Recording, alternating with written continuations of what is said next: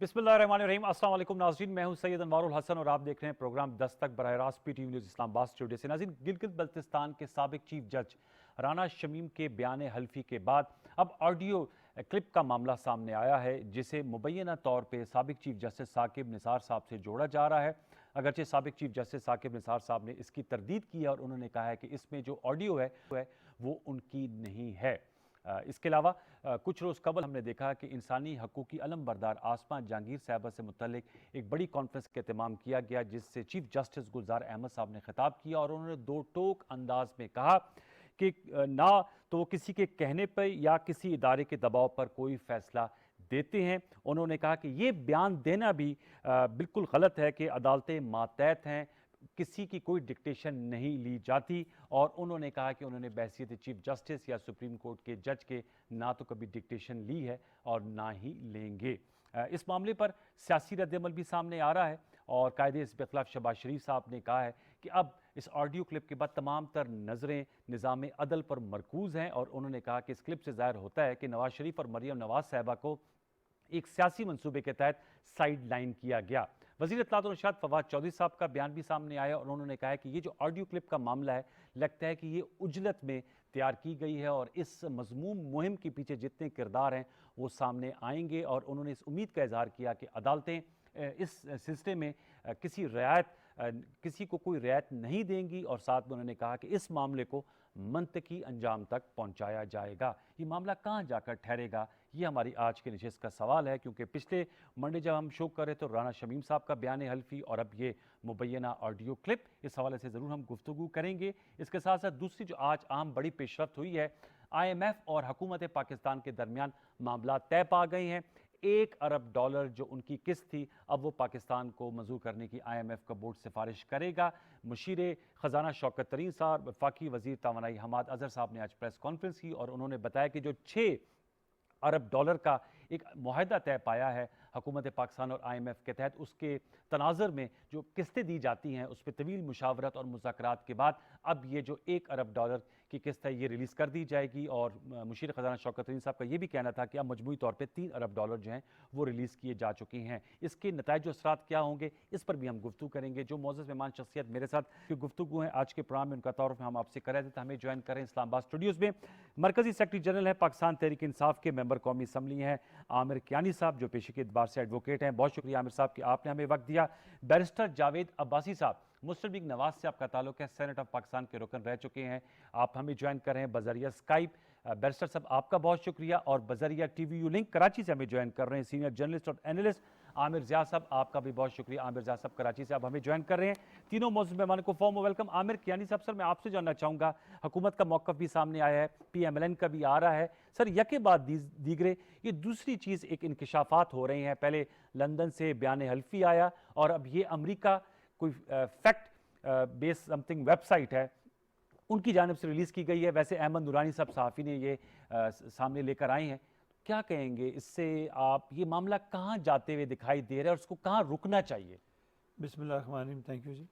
देखिए ये बड़ा अनफॉर्चुनेट है, इसकी वजह है, देखिए अदालतें, मैं बड़े ये अफसोस से कहना चाहता हूँ कि जो अदालतें जिनका ये क्लेम करते हैं, स्पेशली मैं बात करूँगा कि ये जो क्लेम करते रहे कि ये अदालतें हम पे केस बनाएगी, ये अदालतें हमें रिलीफ दे रही हैं या इनको रिलीफ मिले हैं लाहौर अदालत से या पंजाब की अदालतों से, और इनको मरकज़ की जो हमारी सुप्रीम कोर्ट है वहाँ से भी रिलीफ मिले, इनका अनफॉर्चुनेटली ये शेवा रहा है कि एक माइंड सेट है कि आप जितने अदारे हैं, ये सिर्फ अदालतों का इशू नहीं है, आप बाकी देख रहे हैं, आप इस्टेब्लिशमेंट देख रहे हैं, ये सब के पीछे पड़े रहते हैं, ये क्योंकि सिस्टम में नहीं है। इनका प्रॉब्लम ये है, जब ये सिस्टम से बाहर होते हैं तो ये इनका ये वतीरा होता है कि हम डिमोलिश करें। आप कहते हैं नून लीग के सारे के पीछे? बिल्कुल, देखिए बेनिफिशियरी कौन है, अंडरमाइन करके बेनिफिशियरी कौन है, वो नून लीग है। इनके पहले भी देखिए कतरी खत आया, इस तरह फॉन्ट वाला इशू आया, सब झूठ निकला और बदनाम उसको किसने किया? अदालतों को बदनाम करने की कोशिश की। अब सजाएं मिली हैं। देखिए अदालतें काम कर रही हैं। अगर 2-4 मिसाल के तौर पर एक बात करूँगा मैं, ऐसे हर महकमे में कोई ना कोई कमी पेशी होती है, ये हवाला देंगे, पिछले हवाले देते हैं, सब कुछ देते हैं। अरशद मलिक साहब की वीडियो की बात करते हैं, बहुत सारे देते हैं, हवाले देते हैं, लेकिन जब इनको खुद रिलीफ मिलती है तो ये मुतमिन हो जाते हैं। और ये मैं समझता हूँ कि इनको रियलाइज़ करना चाहिए कि ये अदारे इस मुल्क की, इस स्टेट के हिस्से हैं और हमें इनको मजबूत करना चाहिए। अगर कुछ वाक़यात ऐसे होते भी हैं तो वो तो आम आदमी के साथ भी होते हैं, लेकिन ये ओवरऑल ये अदालतें अपना काम कर रही हैं, इंडिपेंडेंटली काम कर रही हैं। इनका गवर्नमेंट पे प्रेशर रहा है, होना भी चाहिए, कॉन्स्टिट्यूशन को ये उसके कस्टोडियंस हैं, तो हमें ये चीज़ नहीं भूलनी चाहिए। मैं बड़े तहम्मुल से मैं चाहता हूँ कि मैं इसी आपके प्रोग्राम के ज़रिए कहूँ कि खुदारा इन अदारों को नुकसान ना पहुँचाएं अपनी ज़ात के लिए। ये बादशाहत वाला दौर आपका था, आपने बादशाहत कर ली, अब आपकी आल औलाद और उससे आगे आपके पोते पोतियाँ भी, क्योंकि ख़ानदान देखें ये जिस मर्जी को डिफेंड कर लें, इनका प्रॉब्लम रहा है कि ये औलाद और मफाद की सियासत करते हैं। और उस चक्कर में ये आके इस मुल्क जिसमें दुनिया का आबादी के हिसाब से ये 5वां बड़ा पॉपुलेशन है इस पाकिस्तान की, इसके मसाइल अगर ये अदालत की बात भी करते हैं तो ये वो हुकूमतें हैं, ये जो 40 साल से इनकी जमातें मौजूद हैं, फिर पार्टी को तो 50 साल हो चुके हैं, इनको ये अगर ये गिला करते हैं या अगर इस पर उंगली उठाते हैं तो इनका रोल क्या रहा है ये आम इंप्रूवमेंट के लिए। ये आप लोग, मैं जावेद अब्बासी साहब सर आपसे जानना चाहूंगा, बताइएगा, चूंकि आमिर कैनी साहब का कहना, आपने बात तो सारी सुन ली, लेकिन चूंकि बेनिफिशियरी आप लोग हैं, ये जो एपिसोड्स आ रहे हैं, इसलिए ये कह रहे हैं कि इस तमाम काविश के पीछे नून लीग का हाथ है। क्या कहेंगे जावेद अब्बासी साहब? आप सेनेट की लॉ एंड जस्टिस कमेटी के सरबराह भी रहे हैं और आपने सुना होगा चीफ जस्टिस गुलजार साहब ने तो बड़े दुर्तोक अंदाज में क्लियर कर दिया है कि किसी इदारे से डिक्टेशन नहीं लेते। क्या कहेंगे सर, योर टेक? बिस्मिल्लाहिर्रहमानिर्रहीम। बहुत शुक्रिया अनवार साहब। अनवार साहब, एक तो बड़ी बदकिस्मती है हमारे मुल्क में, हम सब की भी, कि हम फौरी तौर पर पोजीशन ले लेते हैं और हम एक दूसरे को इल्जाम के उस चक्कर में ले जाते हैं कि सच सामने ताकि ना आए। अगर आज मैं कोई बात करूं, बेशक आपके मुतल्लिक या कियानी साहब के मुतल्लिक या आमिर रज़ा साहब के मुतल्लिक, और मैं बगैर सोचे समझे अगर कोई बात करूं और कोई इल्जाम लगाऊं, तो आपके पास यही इख्तियार है कि आप जाते हैं किसी अदारे के पास, किसी अदालत के पास जी, और वहां से साहब मांगते हैं कि जी ये इल्जाम मेरे ऊपर आया है, मेहरबानी करके इससे इन्वेस्टिगेट किया जाए और अगर जिम्मेदार जो हैं उनको सजा दी जाए। अब ये दो जो टेप है मुतल्लिका, एक उस वक्त के चीफ जज थे जो गिलगित बल्तिस्तान में कॉन्स्टिट्यूशनल पोजीशन रखते थे, उनके पास पाकिस्तान के चीफ जस्टिस साकिब निसार साहब तशरीफ लेके गए। उन्होंने ये बयान हल्फी दिया है, उन्होंने कोई प्रेस कॉन्फ्रेंस नहीं की है, उन्होंने कोई स्टेटमेंट नहीं दिया है। एक आदमी आज जिम्मेदार आदमी हो या कोई भी शहरी हो, एक बयान हल्फी देता है, नोटरी पब्लिक से टेस्ट करवाता है और अदालत में जाता है और कहता है कि मैं इसके साथ स्टैंड करता हूं कि ये जो फैक्ट मैंने इसके अंदर लिखे, मैंने कहे ये सच है। और दूसरी जो टेप हुई है उनका हमारे साथ कोई तल्लुक नहीं था, वो एक जज उस वक्त थे, उन्होंने ये बात किया। दूसरी जो ऑडियो, लेकिन 3.5 साल बाद बात की है जावेद अब्बासी साहब। जरा मैं उस पे आता हूं, और वैसे भी मामला सब जुड़े से अब तो हाई कोर्ट ने उसको टेकअप किया हुआ है तौहीन अदालत केस में। कियानी साहब से आधा टाइम हमें सिर्फ दे दे, मैं इतना टाइम नहीं ले सकता जितना कियानी साहब का है, लेकिन आधा। दूसरा, ये जो ऑडियो अभी आई है, ये कि मैं नूरानी जर्नलिस्ट है, मेहरबानी करके आपके कबीले से तल्लुक रखते हैं, ये हमने जारी नहीं किया, ना हमें पता था, ये उन्होंने जारी किया और वो क्लेम करते हैं कि मैंने इसका फॉरेंसिक जो है वो ऑडिट कराया है। मैं सिर्फ ये डिमांड करता हूं कि ये बड़े सीरियस क्वेश्चन उठाए जा रहे हैं, बड़े सीरियस क्वेश्चंस हैं। जी जी, अगर तो ये गलत है, ये झूठी है, ये टेप ठीक नहीं है, जिन लोगों ने ये टेप बनाई है, ये पेश किए हैं, उनको लटकाया जाए। और अगर ये टेप सच्ची है, कोई कमीशन बनाए सुप्रीम कोर्ट ऑफ पाकिस्तान के लिए, अदालत के मतलब बड़े क्वेश्चन उठे, एक कुछ सिटिंग जजेस के मतलब क्वेश्चन उठे, कोई रिटायर्ड चीफ जस्टिस के मतलब क्वेश्चन उठे, तो मेहरबानी करके अगर इल्जाम गलत हो तो जिन्होंने ये इल्जाम लगाया, जिन्होंने बनाई है, इनको लटकाना चाहिए कि आइंदा कोई जरूरत ना कर सके। और अगर ये सच्ची हैं तो फिर उन लोगों को भी कटहरे में खड़ा करना चाहिए कि वो पाकिस्तान के आइन के साथ, पाकिस्तान की अदालतों के साथ, पाकिस्तान के अदारों के साथ और पाकिस्तान की मुंतखब पार्लियामेंट के साथ ना खेले। सिर्फ इतनी डिमांड हम कर रहे हैं।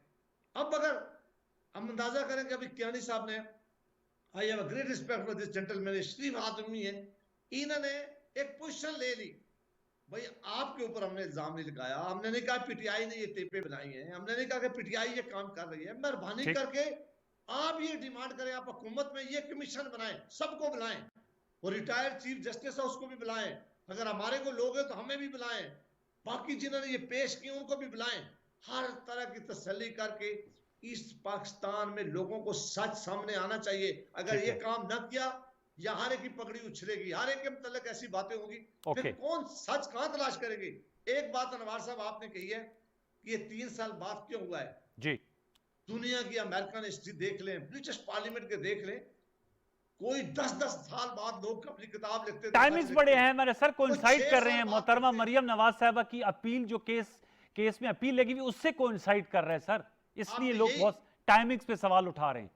टाइमिंग पर जरूर उठाएंगे, लेकिन मेहरबानी करके क्या आप नहीं चाहते कि सच सामने आ जाए। मैं पहले कहता हूं कि अगर किसी ने गलत इल्जाम लगाया, गलत टेप बनाई है, उसको भी लटकाना चाहिए ताकि आइंदा कोई जरूरत ना कर सके। और ठीक अगर है। सच्ची है तो फिर आपका क्या ख्याल है कि उन लोगों को कटहरे में नहीं खड़ा करना चाहिए। ओके। और ये अगर सिर्फ इल्जाम देना है कि हम एक को बात करें और पीटीआई दूसरी पोजीशन ले ले और तीसरी, इसका मतलब ये समझा जाना चाहिए कि पाकिस्तान में ना कोई सच सुनना चाहता है, ना कोई सच सामने लेना चाहता है, हर आदमी एक ब्लेम गेम में पड़ा रहे। अब बाजी साहब असल में वो फिर हवाला दे देते हैं ना, और फिर मैं आमिर ज़िया साहब के पास जाऊंगा, जस्टिस कयूम साहब की और शहबाज वहां से शरीफ भी साहब शुरू की जो करें, ऑडियो लीक थी, उसका भी मेहरबानी हवाला आ करें, जाता है, वहां से फिर शुरू सैफुर करें। रहमान साहब और जस्टिस कयूम की ऑडियो लीक का बार के आमिर ज़िया साहब। सर मैं आपसे जानना चाहूँगा, क्योंकि दोनों इंस्टेंसेस में सहाफत, आप खुद भी एडिटर रह चुके हैं और खुद भी एक अपना शो आप होस्ट कर चुके हैं। एक तरफ ये हंगामा बना क्योंकि अंसार अब्बासी साहब की लीड स्टोरी आई थी, जो बयान हल्फी लंदन में नोटराइज हुआ, और अब अहमद नूरानी साहब,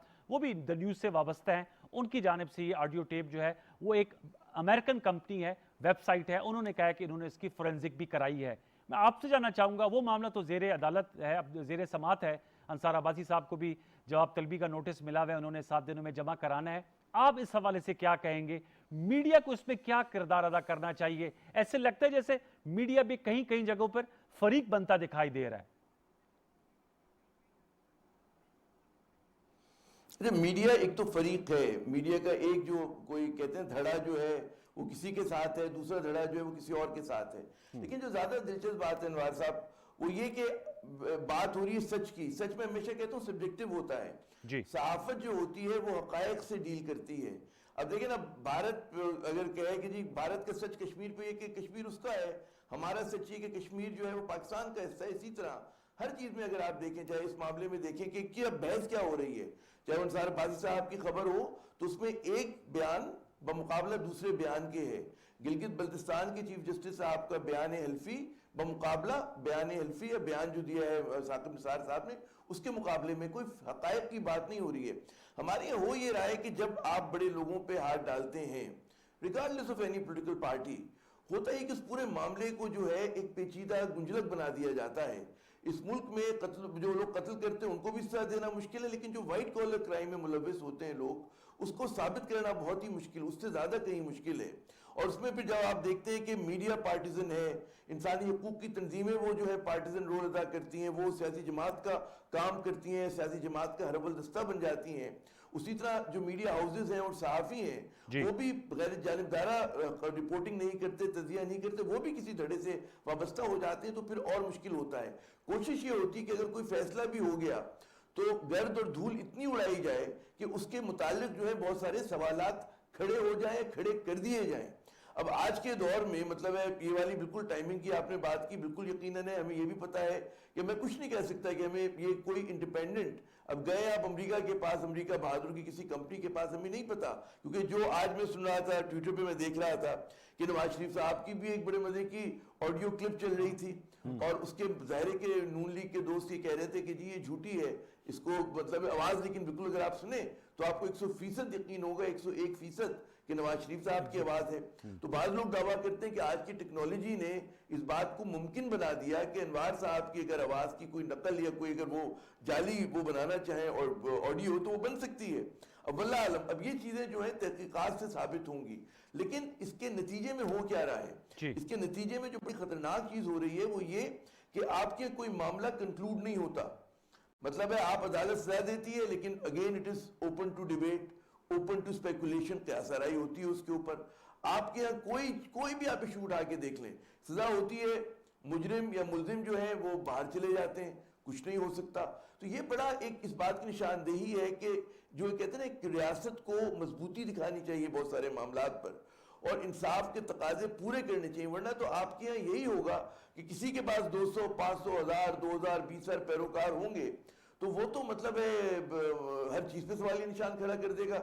हो सकता है कि जेल तोड़कर भी बाहर आ जाए, हो सकता है वो कहीं और भी चला जाए। तो ये मामला जो बड़ी खतरनाक तरफ जा रहा है हमारे मुल्क में, और उसमें खदशा इस बात का है कि कानून अंडरमाइन हो रहा है, अदालतें अंडरमाइन हो रही हैं, हमारे जो इदारे हैं, सिक्योरिटी इदारे, उनको निशाना बनाया जा रहा है।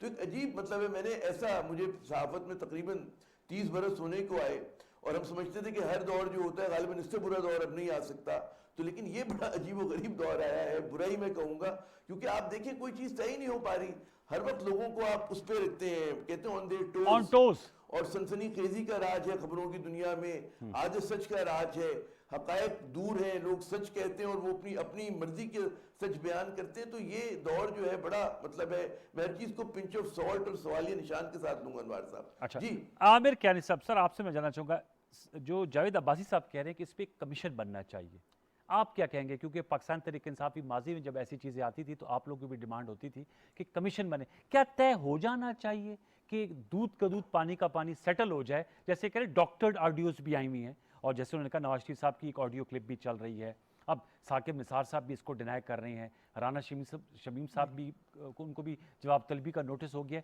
एक लकीर खींच लेनी चाहिए। देखिए, अब्बासी साहब को मैं बड़ा पर्सनली जानता हूँ, बात उन्होंने बिल्कुल ठीक की है, मतलब उनकी बात में कोई, मैं उनके एहतराम भी करता हूँ, वो बात करते भी सही हैं वो, और टिपिकल वो सियासी उनकी अंदाज भी नहीं है। लेकिन देखिए, चीज़ों को कुछ समझना भी होगा। ये आज जो अभी इन्होंने आमिर साहब ने कहा कि ये जो एक और ऑडियो आई है, आप यकीन करें कि मैंने वो ऑडियो सुनी है, और आप इस चीज़ से अंदाज़ा करें कि ये छोटे छोटे आम आदमी के पास ये ऐप आ गया, और वो मैंने वीडियो सुनी, अगर नवाज शरीफ अपने खिलाफ ना बात करे होते और एक कोई किसी और के खिलाफ करे होते तो मैं मान लेता कि नवाज शरीफ ने किया। तो टेक्नोलॉजी हमसे आगे निकल गई है। अभी हमें अमेरिका की तो बात मैं ज़ाती तौर पे करूँगा ही नहीं कभी, क्योंकि उनके मेयार अपने लिए कुछ और, दूसरों मुल्कों के लिए कुछ और हैं। जो उन्होंने कहा 30 साल बाद अमेरिकन हकीकत निकलती है, वो बड़ी भयानक हकीकतें बाहर आती हैं। उनके तो अपने घर के अंदर कुत्ते के का भी ह्यूमन राइट्स हैं। हमारे यहाँ अनफॉर्चुनेटली वो इराक में, ईरान में लाखों करोड़ों लोग मर के मार दें, उनका कोई एहतसाब नहीं। तो हम उनको हमेशा जो मिसाल बना के पेश करते हैं, मैं समझता हूँ वक्त आगे में बस कर देना चाहिए। हमारी अपनी हिस्ट्री बड़ी ज़बरदस्त है, हमारे दीन की हिस्ट्री बड़ी ज़बरदस्त है, हमें इस पर फोकस करना चाहिए।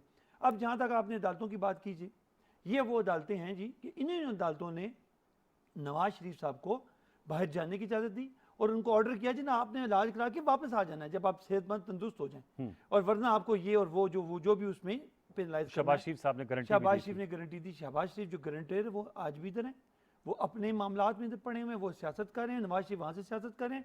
देखिए, अगर आप मांगते हैं इंसाफ तो फिर सब के लिए बराबर इंसाफ करें ना। ये तो नहीं हो सकता कि जो आपके लोग हैं उनके लिए इंसाफ अदालतें मुख्तलिफ करें। अभी वो इनके ही साथी टीवी पे प्रोग्राम में मैं गया तो उन्होंने कहा जी कि अदालतों ने ये कर दिया, और हम लोग आप समझते हैं, आप चूंकि खुद भी वकील हैं, नवाज शरीफ को फेयर ट्रायल मिला?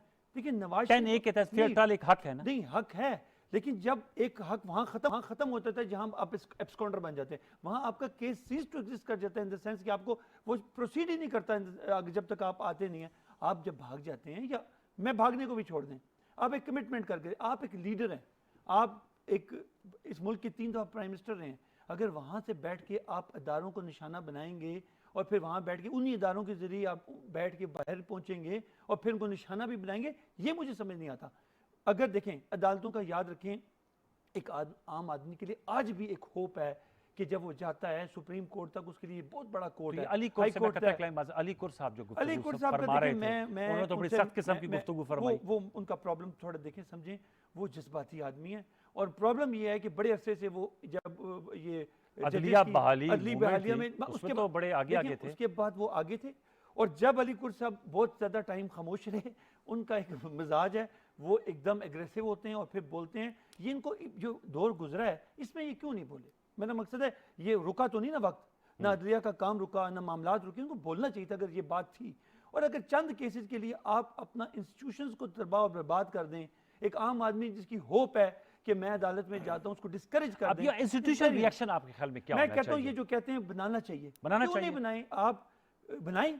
देखिए ये कोर्ट के, ये जो कोर्ट के पास केस है, इनको चाहिए, मैं जाती तो भी समझता हूं इसको, इस ताकि क्लैरिटी आए। जस्टिस चीफ जस्टिस गुलजार साहब, आप समझते हैं इसको टेकअप करना चाहिए उनको? करें ना, जब आपने इतना बड़ा एक जज होकर आपने इतना बड़ा इनिशिएटिव, उनके बेटे की आप ऑडियो सुन लेना, आप हैरान हो जाएंगे कि बंदा वो किस मजाज में, किस मूड में, आप राना गाड़ी शमीम में, के बेटे की जी बात कर उनकी रहे हैं। बात कर रहा हूँ, बैठ के जो किस मूड में बात कर रहे हैं। मेरे वालिद को प्रेसिडेंट बनाने लगे थे, बना रहे थे, और फिर हम तो पुराने नूर लीग के हैं। फिर अटेस्टेशन जो होती है वहीं से होती है, जो उनके अपने मेडिकल के भी कागजात हो बरतानिया में। देखिए कुछ चीज़ें आप अगर ये था तो वो इंडिपेंडेंटली करते, लंदन बैठकर सारा मामला करके वहीं से टेस्ट करके, पहले तो अमेरिका बैठे हुए थे ना, तो ये चीज़ें मशकूक करती हैं चीज़ों को। मैं नहीं कहता कि इसमें इंक्वायरी नहीं होनी चाहिए, करें, ठीक है। कोर्ट ऑलरेडी ले चुके हैं, लेकिन प्लीज लोगों को बेवकूफ बनाना कम कर दें ताकि ये चीजें आगे चलें। अब भाई साहब, आप सर इस पे क्या कहेंगे? आमिर साहब ने तो इस बात को कहा है कि ठीक है बिल्कुल इंक्वायरी होनी चाहिए, लेकिन उन्होंने कहा कि जो हालात व वाक़यात हैं वो तमाम चीज़ों को मशकूक बना रहे हैं। आप खुद भी माशाल्लाह बैरिस्टर हैं और सेनेट ऑफ पाकिस्तान के 6 साल रुकन रही हैं। सर मामलात को आगे कैसे बढ़ाया जा सकता है अपने इदारों को मुतनाज़ा बनाए बगैर? मरियम साहिबा की अपील है, ज़ाहिर बात है आपको कोर्ट से रिलीफ भी मिला, नवाज शरीफ साहब भी बाहर हैं, आपके तमाम लीडरशिप, शाहिद खाकान अब्बासी साहब, एहसन इकबाल साहब, ख्वाजा साद साहब, ख्वाजा आसिफ साहब, सब बेल्स पे बाहर हैं, शहबाज शरीफ साहब खुद बाहर हैं। तो आपको एक तरह से मिफ्ता इस्माइल साहब रिलीफ मिल भी रहा है साथ साथ? देखें अनवार साहब के, आप जर्नलिस्ट के तौर पर अगर कोई खबर शाया करते हैं तो आप कौम पे एहसान नहीं करते। मैं एज ए पार्लियामेंटेरियन, और लेकिन खबर की तस्दीक के साथ शाया करने चाहिए सर, ये भी जरूर होना चाहिए जहन में। आप मेहरबानी करते अगर पूरा जवाब सुनते तो आपको इस सवाल करने की जरूरत शायद ना पड़ती। जी जी। अगर मैं मेंबर ऑफ पार्लियामेंट हूं तो मैं पार्लियामेंट के अंदर कोई कानून साजी करता हूं तो मैं कौम पर आसान नहीं करता। कोई जज सुप्रीम कोर्ट का या हाई कोर्ट है, अगर वो इंसाफ देता है जो उसकी ड्यूटी है, उसका कोई इंसाफ नहीं है। कोई प्रोसिक्यूशन में पुलिस अपनी इंक्वायरी अच्छी करती है, तो ये सारे हम सब की अपने अपने काम है जो हमने खुशी से अडॉप्ट किए कि हम ये काम करेंगे, लिहाजा ये हमारी जिम्मेदारी है, ये आईनी जिम्मेदारी है कि हम ये काम करें। अब मामला ये है कि अभी 3 दिन पहले लाहौर में एक कॉन्फ्रेंस हुई है जो पाकिस्तान बार काउंसिल और पाकिस्तान सुप्रीम कोर्ट ने आसमा जहांगीर फाउंडेशन के ज़रिए तमाम कराई गई है। जी जी। वहां टॉप के जजेस, 2 चीफ जस्टिस बैठे हुए थे, सुप्रीम कोर्ट के जजेस बैठे हुए थे। वहां 4 लोगों ने बड़े क्वेश्चन उठाए, उनमें मुस्लिम लीग नून का कोई नहीं था। मैं नाम लेता हूं। सबसे पहले अली अहमद कुर्द साहब जी, उन्होंने क्वेश्चन उठाए। वो वकीलों की बहुत बड़ी तंजीम के लीडर हैं, और अगर वो लीडर ना होते तो उनको शायद ये मौका ना मुयसर होता। उसके बाद जस्टिस फैज ईसा साहब ने क्वेश्चन उठाए, इस्लामाबाद हाई कोर्ट के चीफ जस्टिस ने क्वेश्चन उठाए। अगर उन तीनों तकरीरों को आप सिर्फ बाकी सबको छोड़ दे, हमें छोड़ दे, बाकी उनसे 3 तकरीरें मेहरबानी करके कौम को सुना दें और फिर कौम से फैसला करवा लेंगे कहाँ चीजें किधर जा रही हैं और चीजें कहाँ खड़ी हैं। ये कोई आम आदमी नहीं थे जिन तीनों ने बात की। अगर सुप्रीम कोर्ट का जज बात कर रहा है, chief justice Islamabad high court कह रहा है, और वकला तंजीम के नुमाइंदे ने जब ये बातें की हैं, आपने वो, मुझे आई एम श्योर कि आप ये सुनते हैं और आप इंटरेस्ट रखते हैं जी। उसके बाद बड़े सीरियस क्वेश्चन हुए। अगर जस्टिस नसीम हसन शाह अपनी किताब बाद में लिखते हैं और कहते हैं कि जब जुल्फकार अली भट्टो को हमने सजा दी तो सजा नहीं बनती थी, हमें शर्मिंदगी अपने केसेस पर हमें करना पड़ता है। मैं इस तरह की बेशतर मिसालें दे सकता हूं कि ऐसे मामलात इस मुल्क की तारीख के साथ वाबस्ता हैं। बदकिस्मती से आज अगर सच हो, मैं यहां से डिमांड की है कि जिसने झूठ कहा उसे भी लटकाएं, लेकिन अगर हम सच की तरफ सारे मिलकर नहीं जाएंगे फिर हम अपने अपने इल्जाम देंगे और ये इल्जाम इतने बढ़ जाएंगे इस सोसाइटी में कि आइंदा सच कहने की कोई जरूरत नहीं रखेगा। हर एक की पगड़ी उछलेगी, हर एक को खराब किया जाएगा। ये मीडिया का दौर आ गया है, ऐसी ऐसी टेप बनाई जा सकती है। मैं इत्तेफाक करता हूं कि कुछ भी बनाया जा सकता है, लेकिन ये बड़े अहम लोगों के नाम लिए गए और वो लोग जिंदा हैं, वो लोग मौजूद हैं। किसी फोरम ने तो ये बात डिटरमिन करना होगी ना, वरना। और सबसे ज्यादा जरूरी है कि अदालतों के चीफ जस्टिस साहिबान के बारे में ये बातें हुई हैं। मैं समझता हूं कि अगर किसी सियासतदान के बारे में होती तो मैं ये डिमांड उनसे भी ना करता। ये सबसे बड़ी जिम्मेदारी है सुप्रीम कोर्ट ऑफ पाकिस्तान और जजेस साहिबान की कि वो सारे मामले को देखें, एक ऐसा कमीशन बनाए, हर एक को बुलाएं, और वो बुला सकते हैं, उनके पास ताकत है, विटनेस बनाएं। नवाज शरीफ साहब को बुलाएंगे तो आएंगे? सब बिल्कुल मैं नहीं कहता हूं आएंगे हर आप, एक ये को आएगा। लंदन से आएंगे अगर उनको बुलाएंगे तो? देखिए नवाज, आप बदकिस्मती है कि आपके यहाँ भी सीरियस गुफ्तगू की नहीं जा सकती। आप लोगों को बहुत नहीं, शौक है मैंने चीजों तो को आपसे एक खराब सवाल करने का। किया सर। आपने कहा देखिए बिल्कुल नवाज गलत शरीफ साहब को सब ज्यादा मिसगिविंग्स मियां है ना। मियां नवाज शरीफ के ऊपर ना कोई इल्जाम है इन टेप के हवाले से, ना उनके बारे में गुफ्तगू हुई है, जिसके बारे में अगर मेरे बारे में आप गुफ्तगू करते हैं तो मुझे भी टेस्ट किस चीज का बुलाते हैं? जो इल्जाम लगाते हैं उनको बुलाया जाता है, जिनके मतलब इल्जाम लगता है। या तो आप आइंदा कह दिया करें कि हम आपके टीवी पे आके सीरियस बात न किया करें। हम इल्जाम पे अगर हमने देना है तो बस ठीक है, मैं कियानी साहब को इल्जाम दें, वो मुझे गाली दे दें, तो फिर तो ठीक है, ये बात इस तरह चलेगी। चले, लेकिन अगर आपने नुकात जो उठाया, मैं जरा आमिर जिया साहब के सामने। आमिर साहब, इस पे आपका क्या मौकफ है? उन्होंने अहम लोगों के नाम लिए, जस्टिस फायज ईसा साहब का, chief justice Islamabad high court Athar Minallah साहब, अली अहमद कुर साहब, उन्होंने ये गुफ्तगू की है और बातें की हैं। इस पे आपकी क्या लाइन ऑफ एक्शन होगी सर? लाइन ऑफ थिंकिंग क्या है? ये इसमें पहली बात, ये जो भाई साहब ने बात की बिल्कुल दुरुस्त है कि टीवी का फोरम एक संजीदा फोरम होता है, और मैं बिल्कुल तायद करता हूं कि इसको सही तनाजुर में हमें बात करनी चाहिए।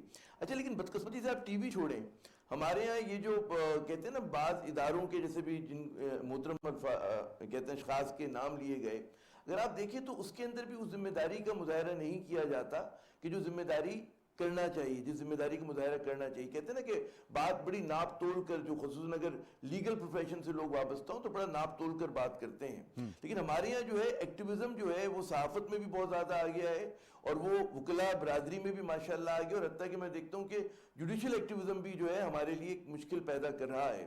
और मैं उसी तनाजुर में इस बात को देखता हूँ कि हमारे यहाँ बार बार ये जो कहा जा रहा है ना कि जी सवाल खड़े किए गए हैं, मैं समझता हूँ कि एक बड़ा कहते हैं ना मुनज़्ज़म तरीके से सवालात खड़े किए जा रहे हैं, और मकसद सवाल इसके कुछ नहीं है कि पाकिस्तान के जो रियासत के बुनियादी सतून है उनके मुताल्लिक अवाम में शक व शुबात पैदा किए जाएं, अवाम में और उन इदारों में दूरियां पैदा की जाएं। अच्छा, उसमें आप देखेंगे कि मखसूस जहन रखने वाले लोग जो हैं वो कभी इंसानी हकूक के नाम पर सामने आते हैं, कभी वो आज़ादी इजहार के नाम पर सामने आते हैं, लेकिन एजेंडा उनका जो होता है वो पोलिटिकल एजेंडा होता है। इसलिए मैं अक्सर कहता हूँ कि भाई आप इंसानी हकूक का लिबादा क्यों ओढ़ते हैं? आप जाकर बरह रास्त उस सियासी जमात में शामिल हो जाएं, फिर हमें इतराज नहीं होगा। जैसे बाजी साहब बहुत अच्छा अपनी सियासी जमात की नुमाइंदगी कर रहे हैं, लेकिन वहां पर है कि साफ छुपते भी नहीं, सामने आते भी नहीं। एजेंडा जो होता है वो किसी सियासी जमात का होता है, और अपने ऊपर वो लिबादा जो है वो इंसानी हकूक का पहन लेते हैं। मैं खुसूसन मतलब है, ये पहला बार नहीं हुआ, उसमें जहांगीर साहिबा एक मोहतरम नाम है, उनके नाम पे जिस तरह की कॉन्फ्रेंस हुई, बहुत सारे उसमें सवालिया निशान खड़े हो जाते हैं कि इतनी बड़ी कॉन्फ्रेंस है, उसमें क्या वजह है कि वो इंसानी हकूक के जो आप बातें करते थे, चाइल्ड राइट्स की बात करें, औरतों की एक्सप्लॉयटेशन की जो हमारी समाजी रवैये हैं, वो तो कभी खबरों में आए ही नहीं।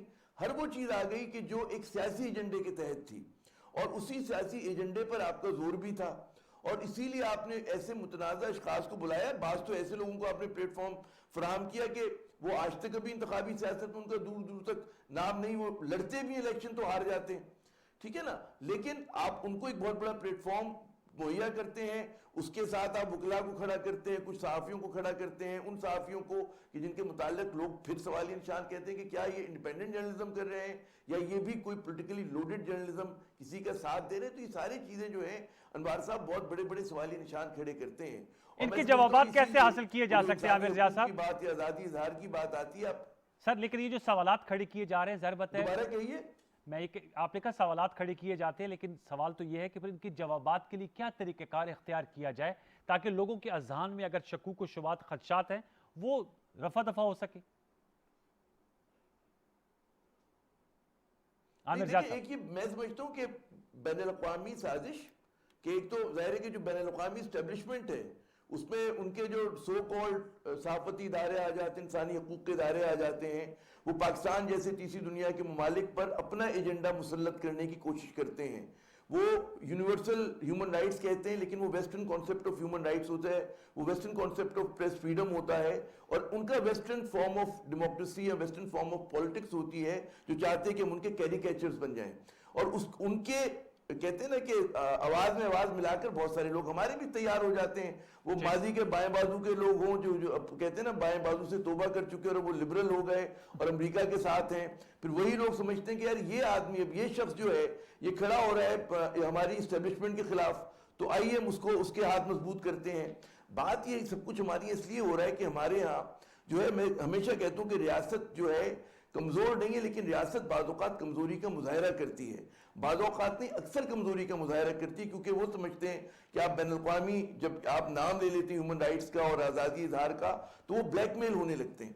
आप जब तक पाकिस्तान की जरूरतों के तहत कानून साजी नहीं करेंगे और कानून पे अमल नहीं करके दिखाएंगे, कवानीन है हमारी, अमल नहीं होता उनके ऊपर, और जब तक मैं इसका मेरे नजदीक तो है कि रियासत को और इदारों को मजबूती का, वरना जिस तरह से हमारे सेंटर ऑफ ग्रेविटी पे हमले हो रहे हैं बार बार, और आप जो है वो फौज को मुतनाज़ा बना रहे हैं, आप अदलिया को मुतनाज़ा बना रहे हैं, आप हर उस चीज को कि जो इस पाकिस्तान को जैसा भी है जिसने संभाल के रखा हुआ है, और वो कौन लोग कर रहे हैं कि जिनका अपना माजी दागदार है, या जिनका कोई ना माजी है ना हाल है ना मुस्तकबिल है, यानी कि उनको कोई पूछता नहीं है। लिबरल एलिमेंट जो है वो एक टाइनी माइनॉरिटी है पाकिस्तान में, वो किन की नुमाइंदगी करते हैं हमें नहीं पता, वो तो जबान भी बेचारे साफ तरह से अपनी मकामी जबान पंजाबी, उर्दू, सिंधी, बलोची नहीं बोल पाते बहुत से लोग इनमें से। तो ये तो एक कहते ना वो किसी और की मतलब है, वो मैं क्या कहेंगे उसको कि सामने कोई और है और पीछे कोई और है इनके, तो इन लोगों के साथ सारा मसला ये है। तो जब तक हमारे यहाँ अनवार साहब मेरे ख्याल में कि रियासत को बड़े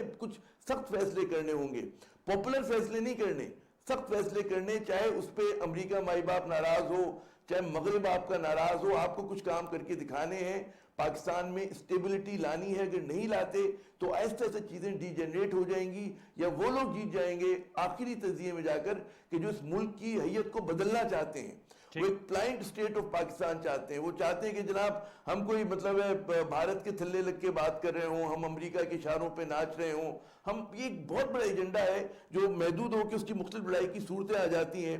कभी उसमें सुप्रीम कोर्ट के साबिक चीफ जस्टिस को निशाना बनाते हैं, कभी आर्मी चीफ को निशाना बनाते हैं, कभी वजीर आजम को बनाते हैं। तो ये सारे उन तमाम चीज़ों के उस एक कॉम्प्लेक्स पेचीदा लड़ाई के हाइब्रिड वॉर के मुख्तलिफ पहलू हैं जिससे हम निबर्द आजमा हैं। जी ये आमिर कैन साहब आप इस चीज को एक्सेप्ट करते हैं? जी मैं तो बड़ा वेरी इम्प्रेस्ड। ये बिल्कुल वो कोर इश्यूज थे जो आमिर साहब ने बयान किए हैं कि हम ये इस वजह से तो इम्प्रेस है आपके, हम नाम है इसलिए वो भी हूँ, इस वजह भी हो सकती है, लेकिन ऑनेस्टली हम अपने दायरा कार से, अपने ऑर्बिट से निकल के हम दुनिया की जो नापसंदगी और पसंदगी है वो उस पे फंस गए हैं। जस्टिस फैज ईसा का नाम लिया, चीफ जस्टिस साहब का नाम लिया। ये बड़ी बात है कि जब आप ऐसे लोगों को ला के इस कॉन्फ्रेंस में खड़ा करते हैं, और मैं इसको कंट्रोवर्शियल नहीं बनाना चाहता, जो इवेंट था उसका जो बैकग्राउंड है वो भी आपको पता है, एक विंग है, एक ग्रुप है, उधर से जब आप अपने अदारों को खुद डिमोलिश करते हैं,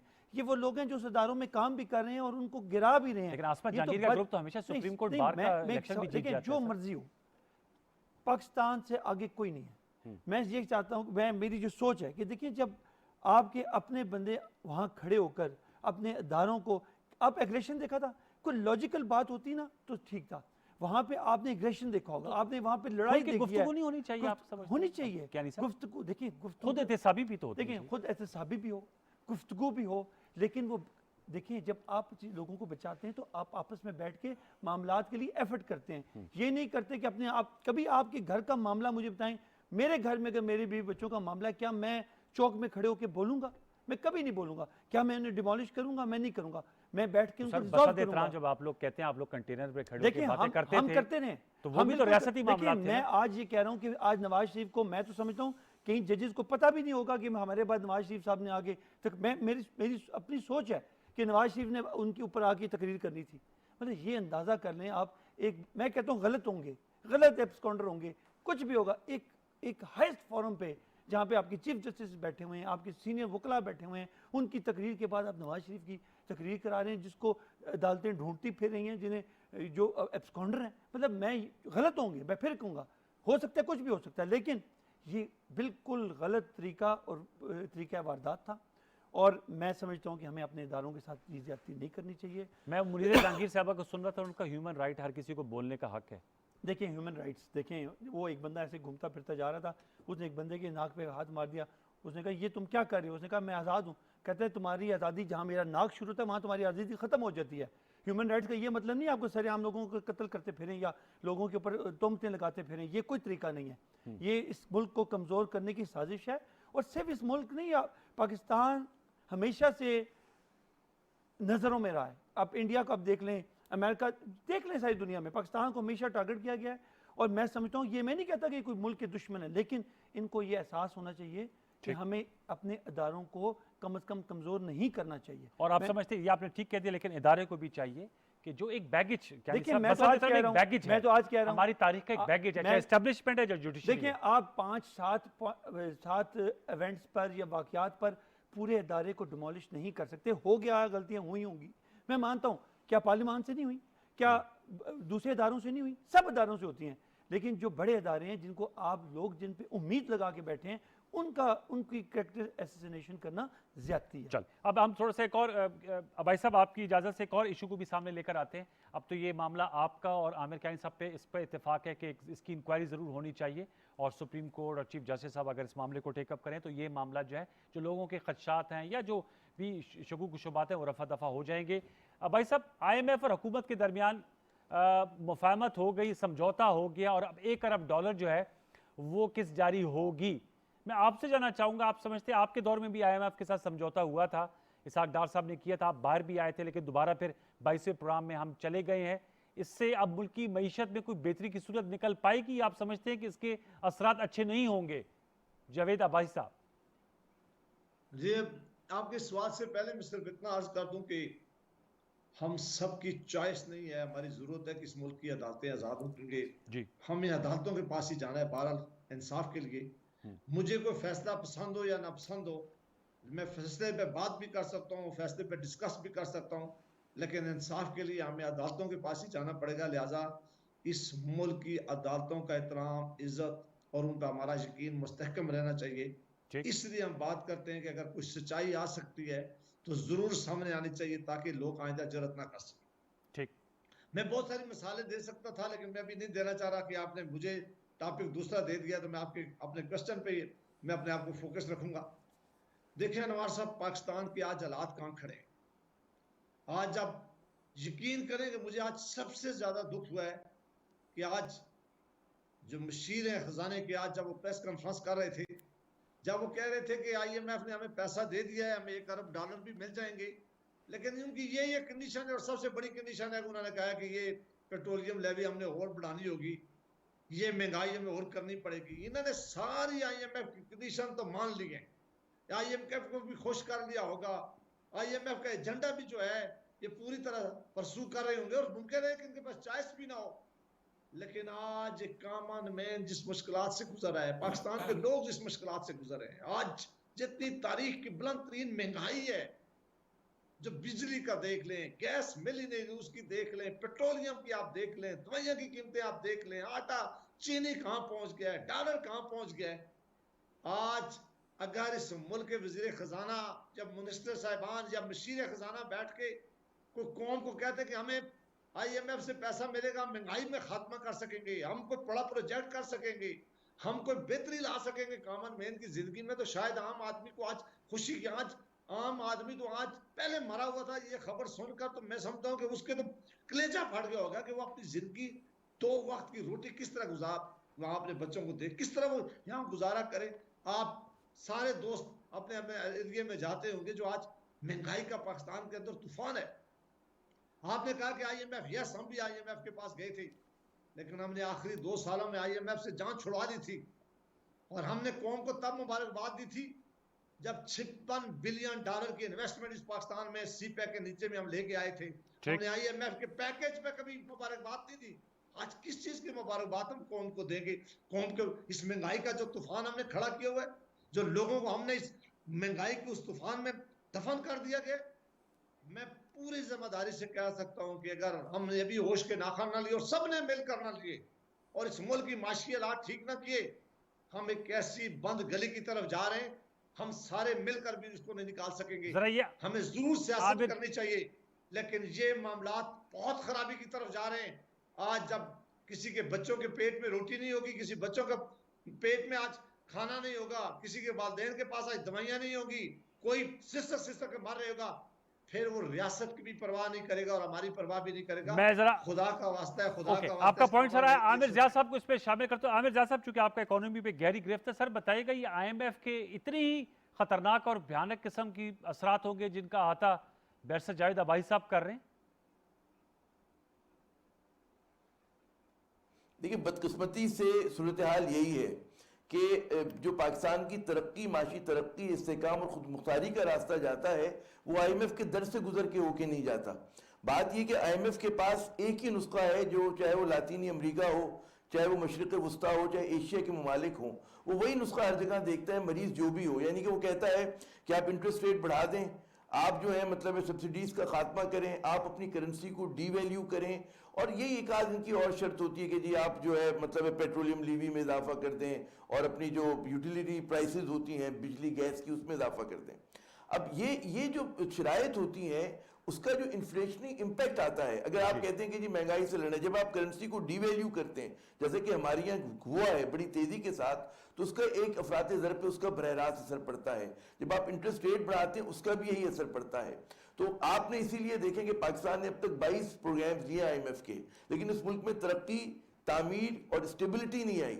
वजह यह कि हम जो है अगर बैरूनी नुस्खों से अपना इलाज करेंगे, मैं बड़ी अच्छी बात है कि आमिर कियानी साहब यहाँ मौजूद हैं और उन्हें हम उनके तवज्जुह से चाहेंगे कि अरबाब इख्तियार तक ये बात पहुंचे। और पाकिस्तान में ऐसे माहिरी कहते माहिर मईशत हैं, डॉक्टर शफाक हसन खान, नफीस पाशा, जो कि होम ग्रोन है। आप समझते हैं कि अगर बैरून मुल्क से एक इंपोर्टेड स्टेट बैंक का गवर्नर, जो कि बेचारा कंट्री हेड हुआ करता था इजिप्ट का, पहले भी हमारे मल्टीलैटरल इदारों से आए हैं स्टेट बैंक के गवर्नर, डॉक्टर इशरत आए, बड़ा अच्छा काम किया, डॉक्टर याकूब आए, उससे शमशाद साहब आई, और भी लोग आए, लेकिन वो सीनियर पोजीशन पे हुआ करते थे। आपने एक जूनियर मोस्ट पोजीशन को पर्सन को लाके बिठा दिया, जिसके बारे में कयास आ रहा है ये कि वो कल को जाके जो है वो दोबारा आईएमएफ में जिसने नौकरी करनी है, क्योंकि इज अ यंग पर्सन, जब वो यहाँ से रिटायर होगा दोबारा आईएमएफ में जाएगा। तो हमें खतरा ये लगता है हम जैसे लोगों को कि जनाब जब मुज़ाकरात होते हैं तो आईएमएफ सामने नहीं बैठा होता, आईएमएफ तो इधर भी बैठा होता है। तो ये चीज जब तक, एक तो ये मेरे ख्याल में दूर करना चाहिए। यकीनन महंगाई का तूफान आएगा, आ चुका है, और क्या आएगा, यकीनन लोगों की जिंदगी जीरन होगी। ये जो बार बार इमरान खान साहब कहते हैं, वजीर आजम पाकिस्तान, कि रियासत मदीना बनानी है, तो यकीन मानिए वो रास्ता जो है वो आईएमएफ वाशिंगटन से नहीं गुजरेगा। उसके लिए हमें अपने सख्त फैसले करने होंगे। अगर लोगों को इस बात के एहसास हो कि जी हम बैरूनी शराइत पे कड़े फैसले नहीं कर रहे, अपने होम ग्रोन सोल्यूशन के साथ कर रहे हैं, तो भी हम कुर्बानी देने को तैयार होंगे, तब भी हम आधी रोटी खाने को तैयार होंगे। लेकिन यहाँ पर गलत फैसले कि आपने लग्जरी गाड़ियों की इंपोर्ट की इजाजत दे दी, आपने कहते हैं ना उन चीजों की इंपोर्ट की इजाजत दे दी कि जिनके बगैर हम जिंदा रह सकते थे। पनीर भी हम महंगा मंगा रहे हैं, चॉकलेट भी बाहर से आ रही है। ये छोटी छोटी चीजें, कहते हैं dollar saved is dollar earn.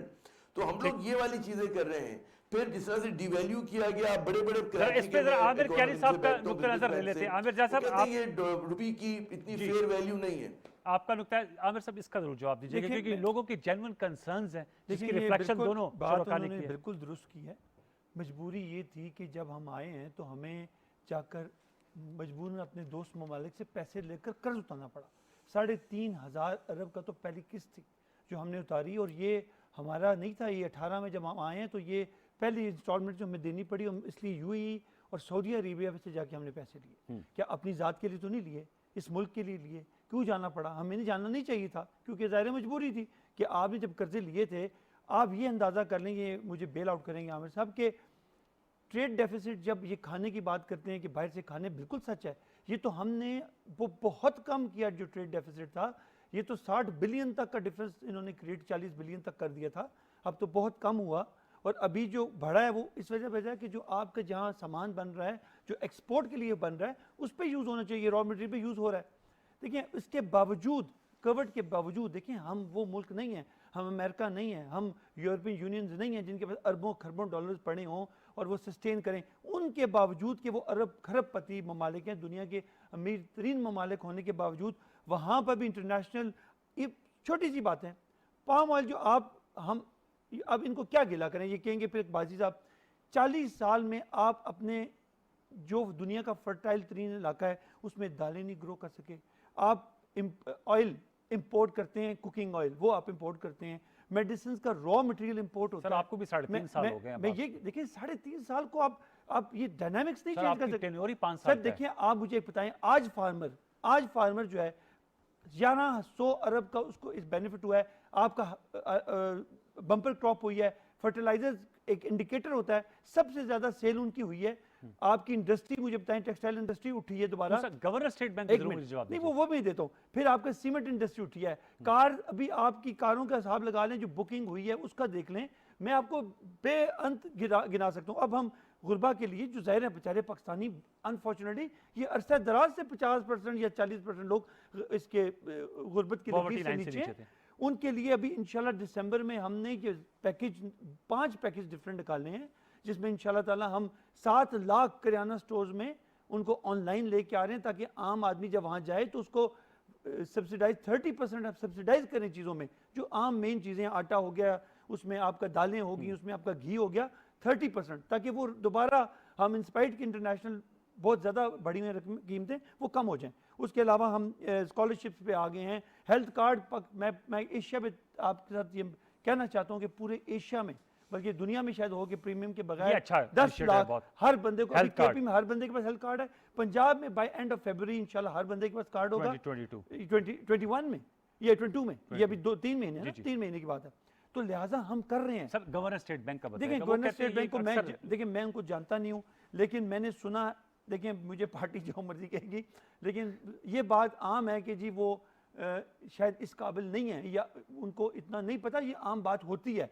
लेकिन देखिए मसला ये है कि होम अब ये ग्रोन तो कोई हमारे मुझे पास क्योंकि ऐसा इन नहीं। चीज़ों का ज़्यादा पता नहीं है कि वो स्टेट बैंक आपने भी कितने, कानून पास किया ना स्टेट देखिए, बैंक का जॉइंट सेशन नहीं में। नहीं वो वाला कानून जो नहीं पास हुआ, वो स्टेट वो उसको जो इंडिपेंडेंट करने वाला अभी तक वो नहीं pending- पास हुआ। नहीं अच्छा ये वो क्लैरिटी बिल्कुल क्लैरिटी है, बिल्कुल नहीं पास हुआ।